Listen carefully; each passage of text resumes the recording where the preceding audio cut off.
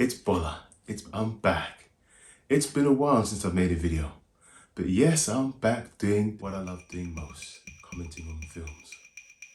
So, I've got a great nice pick for you. Badass moments.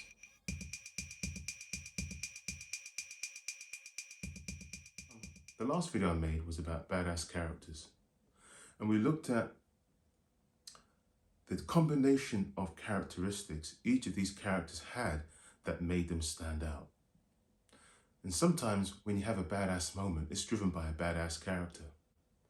And sometimes a badass moment is not driven by a badass character. We're gonna go into this into a little bit more detail.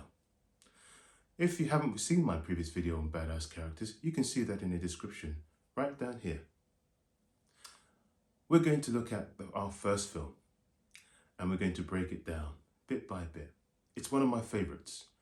Terminator 2 Judgment Day surpassed all box office records. It had so many great elements that made this film great.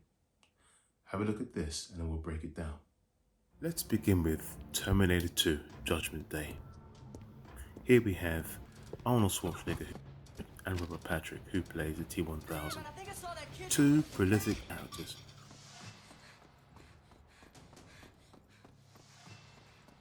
The T-1000's No Compromise sets the stage.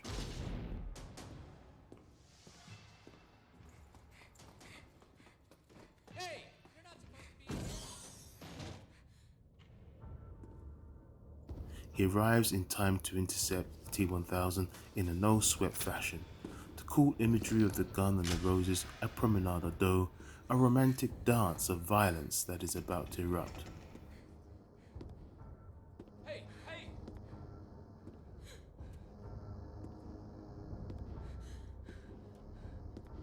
Get down.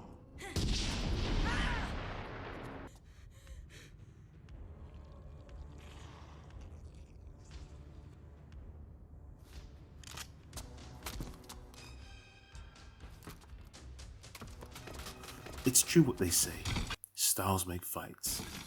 Two machines operating in binary code where there is no compromise and only one resolve. There are so many badass elements from both characters, from the spinning of the gun to a near hit and miss of the cars, executed in the coolest fashion.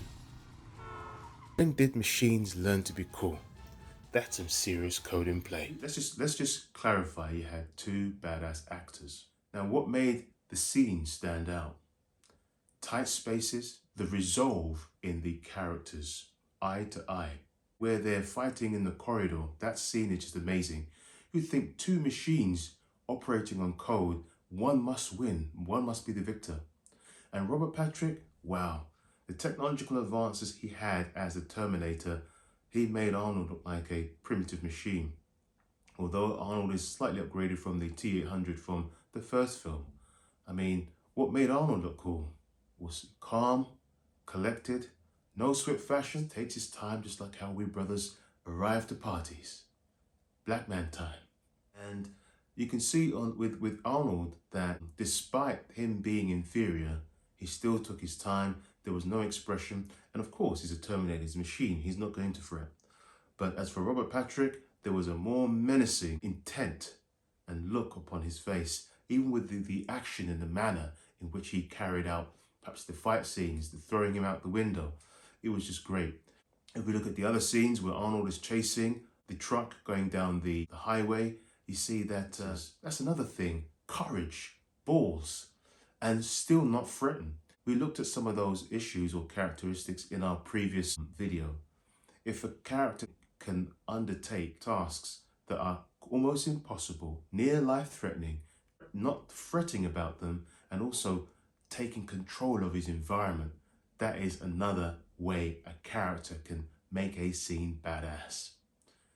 Let's look at another film. Now, in this scene, the elevator stops at different levels for men to enter the lift. It's Captain America, the Winter Soldier. And let's just see, how many men can you count in this lift? Take a look at this. Before we get started, does anyone want to get out?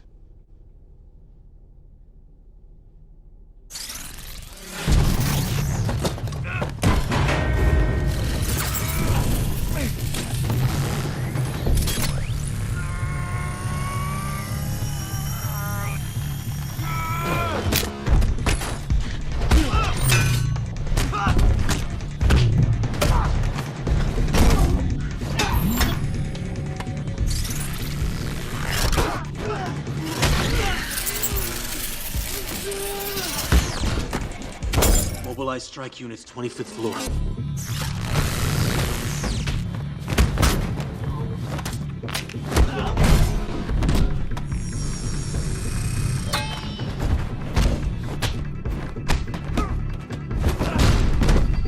Whoa, big guy. I just want you to know, Cap. It's impersonal!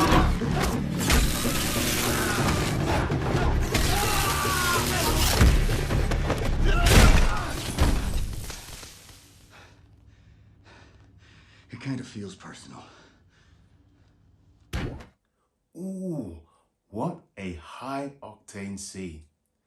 What made this scene great? You had a tight enclosure, limited space, outnumbered. I counted 10 men. At times there appeared to be more or less individuals in the elevator.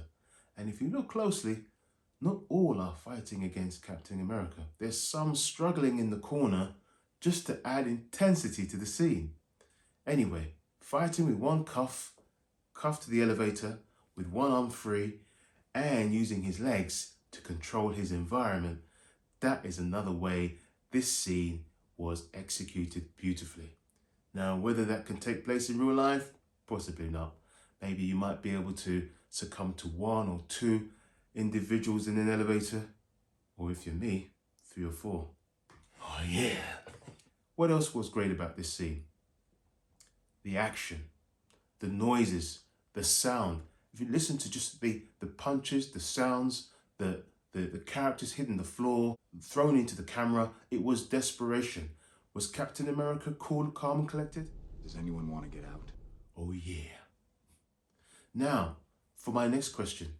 Is Captain America a badass character? Is he oozing with coolness?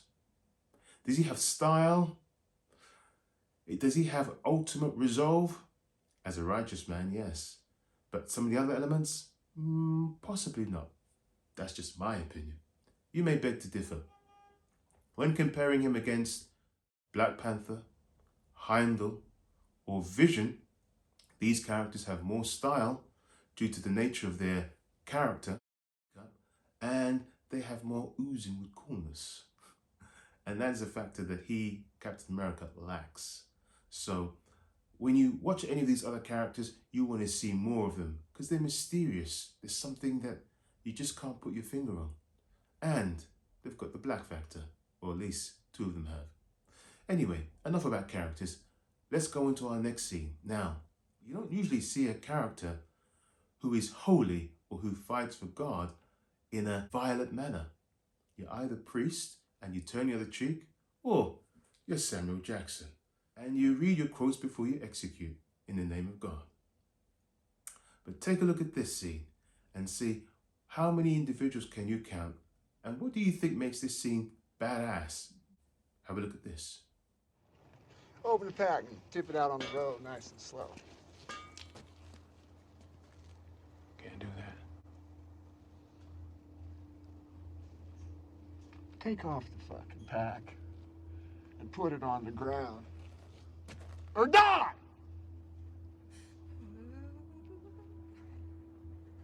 Are you listening to me?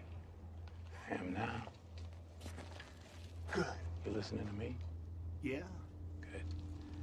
Put that hand on me again, you won't get it back.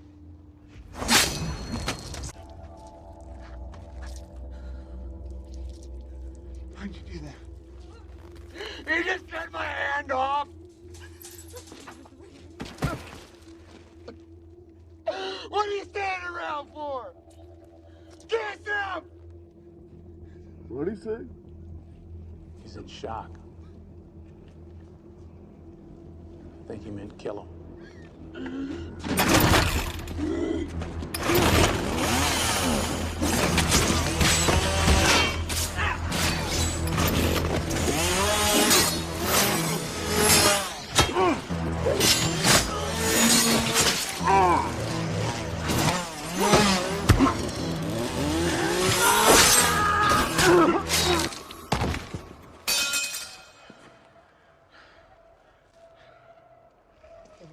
Man.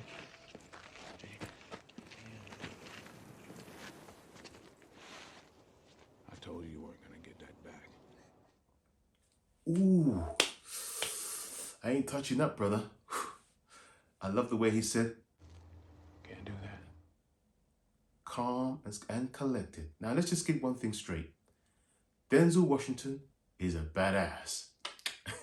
Now, this scene was extremely high octane, and I say high octane because it kept you on the edge of your seat. There were so many elements. He was outnumbered.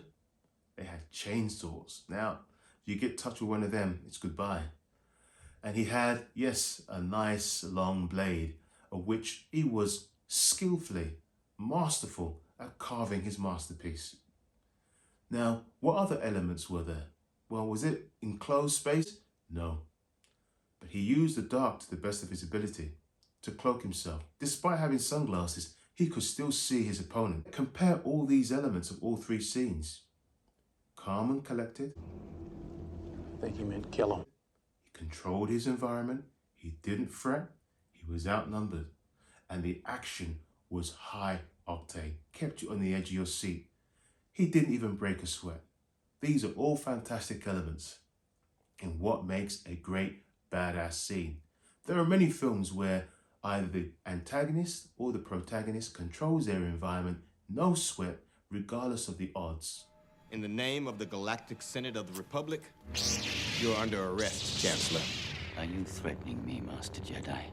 The Senate will decide your fate. I am the Senate. Not yet.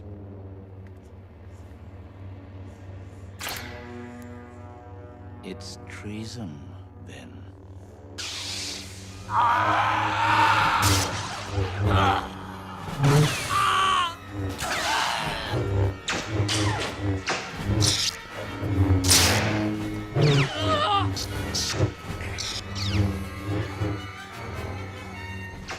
If a character can undertake a almost impossible, near life-threatening, taking control of his environment, that is another way a character can make a scene badass.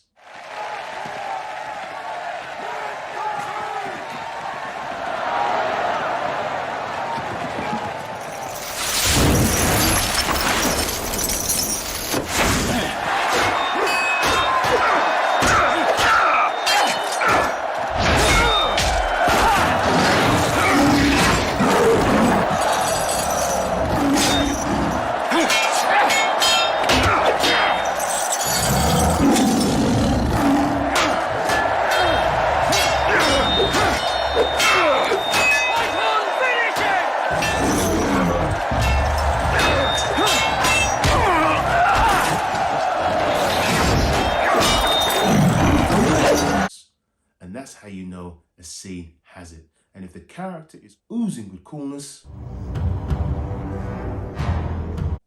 oh yeah. Next week, I'll be talking about aerial dogfights and the greatest breakthroughs. Thank you for watching. Stay safe and stay tuned. You can't. He must stand trial. He has control of the Senate and the courts. He's too dangerous to be left alive. I'm too weak. Oh, don't kill me, please. It's not the Jedi way. He must live. Please don't. I need him. Please don't. No!